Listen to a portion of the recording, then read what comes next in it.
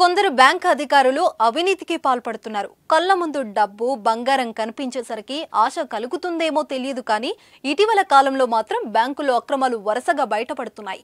నకిలీ డాక్యుమెంట్లకు 28 కోట్ల బ్యాంకు రుణాన్ని మంజూరు చేసిన ఘటన సంగారెడ్డి జిల్లా రామచంద్రపురం ఆంధ్ర బ్యాంకుల్లో వెలుగు చూసింది. అన్ని రకాల చర్మ సమస్యలకు శాశ్వత పరిష్కారం ఈ శ్రీత 9281458181. రామచంద్రపురం అశోక్ నగర్ ఆంధ్ర బ్యాంకు నుంచి 11 మంది 28 కోట్ల లోన్ తీసుకున్నారు. నల్గొండ కోదాడ ప్రాంతంలోని భూమి పత్రాలు ఆధారంగా వారికి అప్పటి చీఫ్ మేనేజర్ రూప ఇతర అధికారులు రుణం మంజూరు చేశారు. గ్రానైట్, బియ్యం, ఫార్మసీ, ఫుడ్ పరిశ్రమ వంటి రంగాలకు ఈ లోన్ ఇచ్చారు. లోన్ పొందిన వారు 2 ఏళ్ల పాటు వాయిదాలు బాగా చెల్లించారు.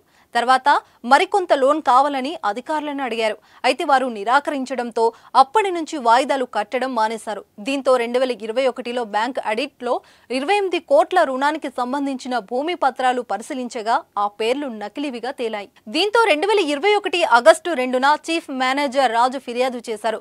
దీనిపై పూర్తిస్థాయి విచారణ జరిపిన పోలీసులు 15 మందిపై కేసు నమోదు చేశారు. రుణం మంజూరు చేసే సమయంలో బ్యాంకు అధికారులు 1.40 కమిషన్ తీసుకున్నట్లు తేలింది.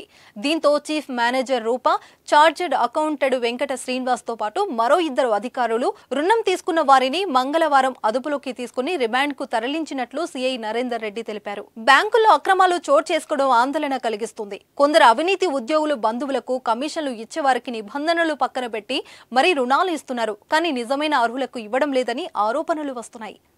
ఆర్సీపురం పోలీస్ స్టేషన్ పరిధిలో గతంలో 2016లో ఆంధ్ర బ్యాంక్ లోన్కు సంబంధించిన అవకతవకలకు సంబంధించి 2021లో ఒక కేసు నమోదైంది. దానికి సంబంధించి ఈరోజు 12 మందిని అరెస్ట్ చేసి సంగారెడ్డి కోర్టులో హాజరుపరచడం జరుగుతుంది.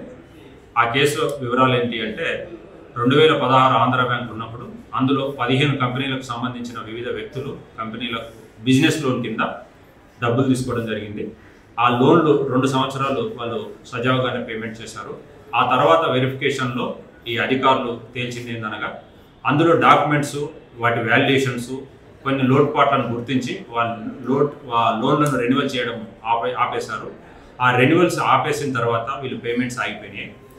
ఈ బ్యాంక్ వాళ్ళు ఇంటర్నల్ ఆడిట్ ఎంక్వైరీస్ చేసుకొని 2021లో అందులో ఉన్న అవకతవకల్ని నమోదు చేస్తూ ఈ పోలీస్ స్టేషన్లో ఒక కేసు నమోదు చేయించడం జరిగింది.